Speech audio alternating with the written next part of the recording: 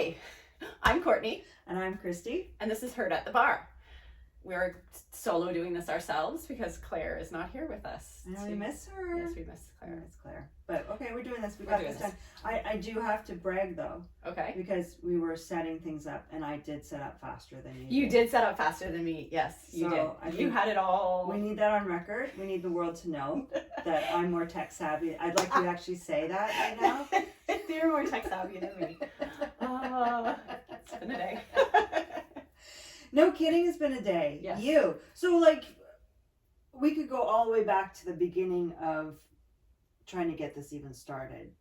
The stories could start back to. Oh yeah. But really, what we want to talk about today, and I'll lead this off because you're going to do most of the talking. Yeah.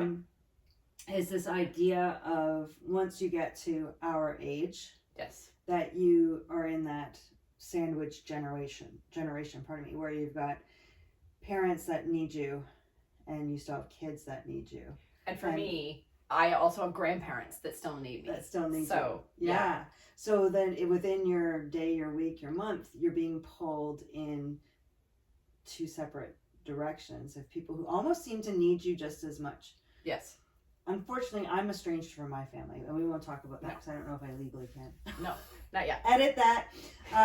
No, but I do hear from my girlfriends. So my group of friends, and they all have parents who are in town, and the stories that they tell of what they're dealing with is just unbelievable. Like, it's all of a sudden like, who the heck are you?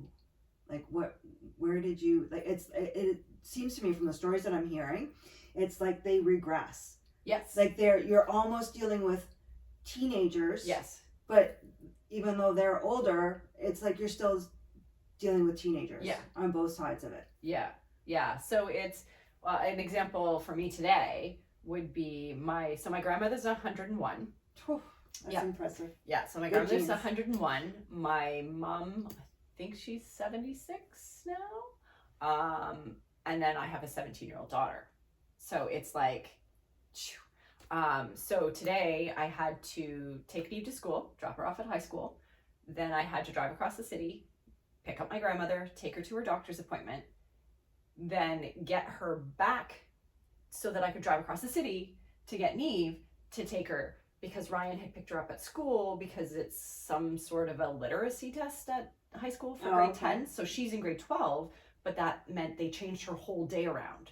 And because one of the classes she's in manages the intramural sports. Okay. So they handle them at lunches. Well, she has third period lunch, last period spare, but they moved the whole day around. So it was like first period, second period, sixth period. Oh. Third period, fourth and fifth period. Like, it was all messed up. Okay. So she's coming and going, having had knee surgery. She can't walk. Right. But because everything's going on, she comes home for lunch. Whereas normally she would just come home and stay for the rest of the day. She then has to go back, and she has to do this intramural thing in the middle of lunch. Oh my gosh. So, and Ryan's off doing something else. So I'm like trying to make my way back there. Meanwhile, my grandmother's like, oh, could you stay? And she's 101. So she forgets that I just told her I can't. Right. So I preface everything with like, I'm going to pick you up. I'm going to take you back. But I have to run. I have this to do. Yeah. And as soon as you get there, she's just like, oh no, because that generation, I want to feed you. I want to give you this. I want to do this. Yeah. Meanwhile, like, I don't hear from my mom, but I'm feeling guilty that I don't hear from my mom and all this. And you have to reach out to her because she can't drive. She lives on her own. My dad has passed away. Right. It's that whole situation. Plus, my mom is an alcoholic. Oh. So then you have that on top of it, plus estrangement with my brother, just craziness. And I just feel like I'm going here and here and here. And then my daughter has a little breakdown, and because 17-year-olds, I heard this yesterday, actually, I was at the school for a talk on universities last night. Oh, okay. Because she's in grade 12, and the principal was telling a story about how when you have a baby, they're like dogs. So they love you and they follow you and they do whatever you want, and they're like dogs until they hit about 13, and then they become cats. They want nothing to do with you. They want you to feed them, and you're responsible for everything else. They are going to go into their own little spot, and they're going to be by themselves. So he was saying that teenagers are cats because they want nothing to do with their parents, but they expect you to feed them and change their kitty litter and give them attention when they want it. But if they don't want it, you leave them alone, and you do not go near them. I will claw your eyes out if you come near me right now. And he was saying that, and then he goes, and then when they graduate from university, they suddenly become dogs again, and they want you to feed them and take care of them and cuddle them and love them and do all that stuff again. But that kids are in the cat phase when they're teenagers. Okay. So here I'm thinking this, like, oh, my daughter's definitely in the cat phase. She wants me to be friends with her when she wants me to be friends with her, but otherwise walk away. Right. And like the mood swings on it, and like the hanger, like, and I can't tell if she's hangry or not, and I don't know if she's eaten or not. Like, it's one of those. On my way here, it's the story I was telling when I got here, I have no idea. She went from being like, hi, yay, I had a great day, look at my hair, I had a shower last night and my hair is all nice, to suddenly, like, I'm not talking to you. I want, like, angry, and it's not even a 2-minute drive home. Like, I don't know what happened. I picked her up, she was happy. We turned a corner and suddenly, like, so the sky is falling. Breathes at the wrong time. I did. So literally, she's getting out of the car, and I'm like, yeah. And she's like, bye, thank you. Close the door. I'm like, okay. Oh, honey. Oh, so, Tina. like, it's crazy. You don't know what you're doing, but I can't, like, my grandmother at 101 is saying, like, oh, thank you, so I don't know how I can repay you, blah, blah, blah, She's blah. the puppy dog. And then I've got the cat. Yeah. And then I'm like, I don't know what's going on. Oh, my gosh, Courtney. Yeah. So this is my life on a daily basis. Yeah. And, and I wonder how others manage and cope with it. I would love to hear how other people, like, I know my friends, they don't have the parent part yet, but like my best friend, her daughter is dealing very similar, but was diagnosed with autism. So that adds another layer to it. And she struggles dealing with that, because at what point, when the high schools fail your child because they really only deal with cookie cutter high school students, right? Whenever you're outside of that, how do they deal with it? Right. So she's struggling getting her to school, and her not going to school, meaning she lost credit for the 4 courses, and how are you going to make that up? And what are you going to do? And the school is like, our attendance record needs to be, you need to do this attendance. Somebody needs to be here. Like, she needs to come.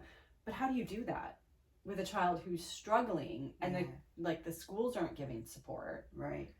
But, and then what support does she have? Oh my gosh. Like, so luckily she doesn't have the parents. She does not have the parents. Now, I'm sure they could be there. Like, I love her parents. Actually, when we traveled in April, we went with her family.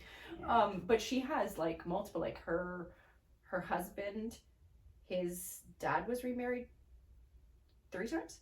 Wow. I want to say he was married 3 times. So he's got those families. Oh, plus, my goodness. Yeah. And then her mom and her stepdad and her dad and her stepmom. Yeah. Like, there's like 5 sets of. Oh my gosh. That currently not in need of. So there's a lot of people to help. So there's, but that's what I'm hearing. But I'm thinking, like, give it another 5 years, and she'll be dealing with 5 sets. Oh my gosh. No. Like, I can't imagine that, right? Like, I have a mom because my dad passed away. I have a mom. My husband has a mom and a dad. And yes, they are very needy, but he deals with that. Like, right. That's something. And he has a brother. He does have a brother who is involved. My brother is not involved. Right. So, my brother had a falling out with my mom. Oh, okay. And has taken a step back from that. And he's just not in a place he doesn't help with my grandmother at all. And I would say that's probably one of the hardest things when you're dealing with a dysfunctional parent. Who is in need. Because you have that guilt still. Yes. And since your brother's not involved, you feel even more of that weight. You feel guilty because you don't want to take care of them. Yep. Because of your experience with Yep. them. You feel guilty because of your past, and then you feel guilty because they are in need. They're getting older. Yep. They're struggling, and it's not easy to just be there for them because you don't really want to. And that's like where it is right now, in that with my grandmother, she was in the hospital almost a year ago. She broke her hip for the second time. I can't remember if it was the first or second. She broke her hip anyways. And they said she can't go home. She can't go home to her apartment. She lived on her own at 99. That's she lived on her, like turning 100. She lived on her own. Yeah. They said she has to go into a nursing facility of some sort. Right. So I was able to make that decision, get her into a retirement home. However, with my mom, she does have someone who helps care for her, a friend of hers. I think he's my age. I don't know the situation there. I don't know why he's involved in the situation. I don't know any of that. But he reached out to me to say, I think you need to start looking at a nursing home for your mother. And I'm like, first of all, that's not me. Yeah. Like, she has basically said to me, no, you may be my next of kin, but you're not having access to you're not making any decisions for me. Oh my gosh. Courtney. So when she went into the hospital, because she shattered her kneecap, when she went into the hospital, they would tell me she was there, as in she told them to, but if I asked for an update, they were like, oh, I'm sorry, it says I can't share that information with you. So I'm the next of kin for, hey, you need to get her from the hospital and get her home, but I'm not allowed to know Courtney, her medical status. So I have no idea. So he contacted, I think, my brother and I maybe 6 months ago and said, yeah, I think you need to, because she can't take care of herself. Like, between the drinking and she's hit her head so many times, they had indicated she had brain damage. Oh my God. Like, but you can't know anything. So, like, her finances or anything like that. And I'm like, so I can't help you. Does she have a will? I assume. Wow. But I don't know, because I knew up until my dad died. He died in 2015. Yeah. So up until that point, yes, I knew what was in there. I don't know if she redid her will after my dad died. I have no idea. I'm going to guess no, but I have no idea. I don't know. She has a house, and I had originally indicated, like, okay, well, if she needs to go into a nursing facility, she's going to have to sell her house. Right. And this guy had said, oh, no, we were hoping that my daughter could have her house. And I was like, well, I don't care if you buy it from her. Right. But you're paying market value, because that property on the lake is her nest egg. That's all she's got. Right. So if she needs to go into a facility, we're going to have to sell that. And that's what she's going to live off of. Oh, my gosh. So if she's told you can have her property, are you paying for her nursing home? Right. You know what I mean? That yeah. doesn't fall on me. Yeah. Like, this, my dad left her that property. It's fully paid for, everything. When he passed, he had her set. Right. So your dad had cancer, right? Yeah, my dad, he had, I think it started in his gallbladder or something like that. I can't even remember. It was fully blown by the time we found out he had it. Yeah. They said he had 3 months to live, and he actually lived 3 weeks. Oh my gosh. So first, this is turning into a heavier conversation than I thought. This is but I mean, this was like. But it is. But this is what is happening, right? So this is what people are dealing with. They're dealing with sudden illness, right? Which, I mean, good for my dad. He had a week where he put all his affairs in order. Right. The next week, he started falling down, and then honestly, I think this is one thing I think a lot of is when somebody is done, when they give up the will to live, they're just done. Right. And it so they told him he had 3 months because it was really throughout his entire body by the time they found it. Yeah. And you look back on it, and he would make comments like, when we moved my grandmother into a different apartment back then, he had said to me, I feel myself falling down. Like, I can feel it. That was in March. He found out in August that he was sick. And then he found out he was terminal at the middle or end of October. And then passed 3 weeks later. Like, and I remember him saying, like, I feel myself falling. So it's one of those things that you got to get checked when someone's You have to. Yeah. But when he got all his affairs in order, he was like, okay, Yeah. it's fine. Settled. Everything's settled. I can go. Within Wow. a week, he was in a coma. And then literally it was just however long. He was so healthy that it took that long for his body to give out. Wow. So, but that then set my mom up, so she was good. Right. All bills paid, everything done, everything good. But without my dad, she started drinking heavy. So she's been an alcoholic since I was 18 or 19, I think. Okay. Her dad was as well. Okay. So, but my dad managed it. So Right. it's one of those enablers, right? Yeah. So it's an enabler. He enabled her to drink, but he would take a bottle of wine, empty it, pour water in it, make it watered down. So she would drink. She would finish the bottle. That's what she would drink, and she'd be done. But half of it was water. So when my dad got sick, she started drinking, but there was no one to water it down. Right. So, and then it just spiraled from there. And she doesn't live, she's an hour north of here. So I wasn't close to her because as a child, she used to hit me. So I was taken out of my home when I was 17, I think it was. And so those types of things, and that's just what it was. It was very much, we look back on it and know that this was something that my whole life, I was hit and stuff like that, my whole life. That is a separate podcast. But yeah, so that's what I grew up like. My dad, totally separate from my mom. They were together, but okay. I went to my dad, my mom took my brother. So within the same house, completely separate. Wow. But yeah, so it was one of those things that I took a step out. Yeah. And my brother always took care of my mom. So when my dad passed, I was like, okay. Yeah, she's yours. I got Grammy. Yeah. You got mom. Good stuff. Yeah. Let's do this. That's what works best for our family. You do that. Yeah. But then my mom with the drinking started attacking his wife, which my brother was like, I'm out. Right. No. And this other guy comes in and my brother's like, no, you pick him over me.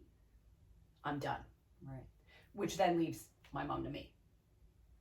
Because we're family. This other guy is not family. Yeah. So it's that whole situation. And I'm like, but I can't because I dealt with this my whole life. I can't. But now you've got that on top. So I've got my grandmother. I've got my mom because my mom hasn't talked to my grandmother in, I don't know, 2 years. And is this your mom's My mom's mom. Yeah. Oh It's my mom's mom. And nothing wrong. Like my grandmother is the loveliest person in the world. Like she is just that lady who would give you the shirt off her back. Yeah. And my mom's an only child. So this is this whole, I hate to say the only child syndrome. My mom is atypical. Everything is about her. Right. Always has been. Very selfish. Very, very selfish. Everything is about her. Yeah. And it always has been. Like that's just, but it is that only child syndrome. You see it. Wow. So her parents were separated because my grandfather was an alcoholic. My grandmother was like, no. Wow. Yeah, she is That's such impressive. a strong lady. We actually were talking at the doctors today. The doctor said, "So what's your secret?" Because my grandmother still toots around like she walks like she's got a walker, but she goes like there's not. You wouldn't looking at her, you would never think she was 101. And up until this last fall, she was even driving herself. Yes, until she was 99, she was still driving herself around. Yep. Yeah. Yep. Living on her own. She's still she lives in a nursing facility, but she's on the residence side, so she's not even in a nursing home. She's in the retirement side of a retirement house. She has an apartment that has a bedroom, a bathroom, a living room, a kitchen, like the whole 9 yards. She does eat her meals downstairs, but her breakfast is all on her. She does that all herself. You wouldn't just seeing her. It's crazy. Yeah. But yeah, so the doctor said what? She said, I don't have a man. She said men are too stressful. She said I had one. Yeah. When he was gone, I didn't want another. She was just like, that's it. I don't have stress in my life. Wow. She said men cause stress. So she said I'm 101, and it's because I don't have anyone to stress me out. Wow. So, oh my gosh. Yeah. Which, considering that it was not obviously, but an alcoholic, whether it's abusive or not, it's a strain. Yeah. Alcoholism is an illness, Yeah. and anybody within that relationship becomes ill themselves. Yeah. Yeah. Which is the reason I had to take a step back. Yeah. Because my mom was violent when I was young, and she wasn't drinking. That was just her. Oh. No. She didn't start drinking because of my grandfather. She didn't start drinking until I was a teenager. So the abuse happened without the alcohol. Yes. Yeah. Yeah. Wow. Yeah. So I don't know that makes it any. No. And it's like my grandmother told me a story that I was probably less than 3 the first time she saw it, because I showed up to her place and I had a ring mark on my face where my mom had hit me, and I said, my grandmother tells me this, I don't remember this, but she said that I said to her, Mommy says she'll never do it again. Well, I remember growing up all the time. Yeah. Like, I was literally we were talking about the fact that with my daughter, we were talking about the difference between dating when we were kids. Because, I mean, my husband and I have been together since I was 16. Right. So dating back then and now, so we were having the conversation that I said, like, do you think that I had a fairy tale dating? Like, do you think it was all like, la, la? Things were different when we were kids. Yeah. You put up with a lot that you wouldn't do today. Like, things that you thought were okay in your relationship back when we were kids, you would never stay now. Not to say I don't love my husband, I love him to death, but things that he did when we were growing up would not fly now. Right? Like, we were long distance, but some of the things that I'm telling her now, I'm like, just so you know, it wasn't like this big courtship and he didn't bring me flowers and we didn't do that. Wasn't a thing. Yeah. Like, oh God, no. Yeah. We stayed together, and now you probably wouldn't have. But we did back then because things were different. Right. And that's what I'm trying to tell her. Like, I get that the expectations were different. Right. It wasn't that it was bad. Or, no. Yeah, it was no, just that, yeah. You weren't expected to be brought flowers. No. There wasn't a prom proposal. No, there was no proposal. You didn't go on dates. Like, you, like, right. You hung out with everybody else. Like, you went to bush bashes and the thing, and that was considered like a cool thing to do. Right. Now, that's not what you do, right? Now, like, it's supposed to be fairy tale. Yeah, it's not. Well, it's no one. Like, and honestly, like, the fact that I would talk to my husband on the phone once a week. Right. And they're like getting mad that you're not texting back within 5. You know what I mean? Like, I sent you a message. Why did I see you're online? Why did you? Well, I mean, it just brings us back to the whole social media thing. Yeah. That we've talked about before, or will talk about depending on when this airs. Yeah, I know. Yeah. But that social media, in my opinion, makes it really hard to be a teenager. It does. It definitely does. Like, the things, like, if the way we were courted when we were kids. And I say courted, right? Because that's not a thing. Like, that boy fancied you. Yes, the guy liked you. You went out, whatnot. Yeah. Like, Ryan and I dated for like 8 years before we got engaged, got married. Like, right. That was normal. Yeah. Like, it wasn't a big thing. Things are different now. Right. Like, and I was saying that to her, and she was like, "Oh yeah, like if I was dating the way Dad was back then, she's like, oh, I wouldn't be with him." And I'm like, but is that the problem?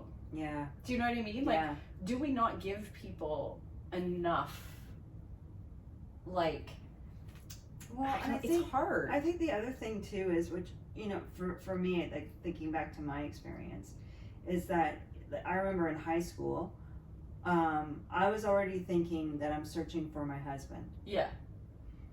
And that should not be the case. No, and that's the same with me, right? Like this is, if you don't find your husband in high school, then you're doomed. You're gonna be an old maid. And there still was that aspect of it, that your goal as a female was to get married. Yes. And depending on how advanced or how, I don't know what the word is, sophisticated maybe your family is, maybe you're also going to go to university and you're also going to have a career. But it wasn't ultimately, the career was a sideline. Yes, it's exactly what the conversation I had with her yesterday. I said my goal was to get married, have kids. Yeah. A career. Yes, I went to university, but that was more like you go to university, right? Like, I didn't expect that it was going to be a career. Right. I totally wanted to get a job. I wanted to have benefits for the job so that I could have kids. Like, do you know what I mean? Like, that was my goal. Right. The fact that I ended up with a career, Yeah. that I ended up making good money, Yeah. was just a side, because I always expected that my husband would do that. Yeah. Like, Ryan was an engineer. I just assumed he was going to be the breadwinner, and that the fact that we were a lot closer for a while until we Yeah. became partner, like, that was just happened. It just happened. That Yeah. wasn't an expectation back then. Whereas now, Yeah. when she's looking at it, she's like, I want to be a criminologist. I want to do this. I'm going to make X dollars, and I'm going to be, and you, husband, would just be a bonus on the side. Right. Like, right. The it's other way around. Totally Yeah. different than it was when we were Yeah. kids. But But yet expecting the person that's coming Yeah. into your life, whoever that might be, Yeah. expecting them to operate at a level of a grown up looking to Yes. want you to be married. you're 17. Yeah. Like, and I'm trying to tell her, like, emotional intelligence isn't something that a 17-year-old boy has most often. Like, right. when you're looking at, and I've seen this boy versus man. Yeah. Right? 17-year-olds are boys.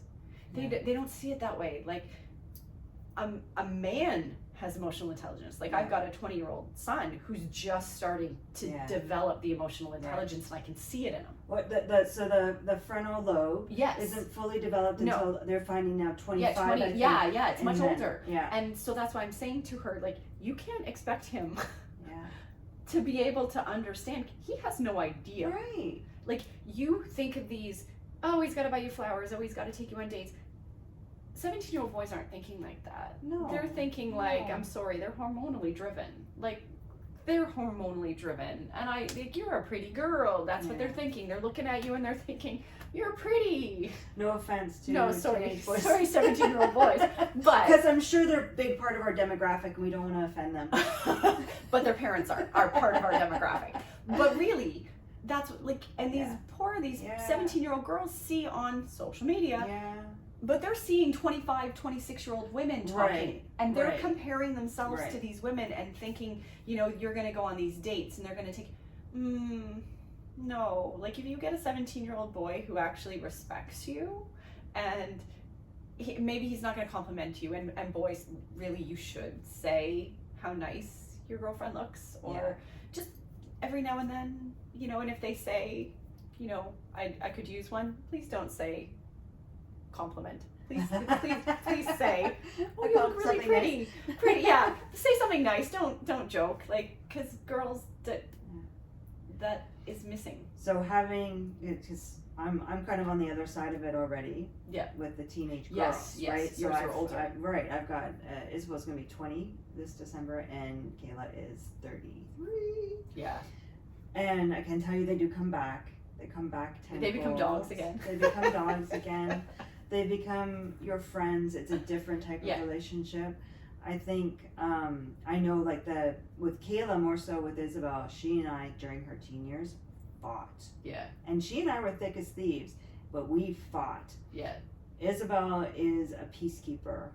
We call her the lavender plant. So there still has been some conflict between us, but nowhere near what Kayla and I were. But, like, now we're back, right? Yeah. And same with Isabel. I'm noticing a difference. But what I always said to both of them is that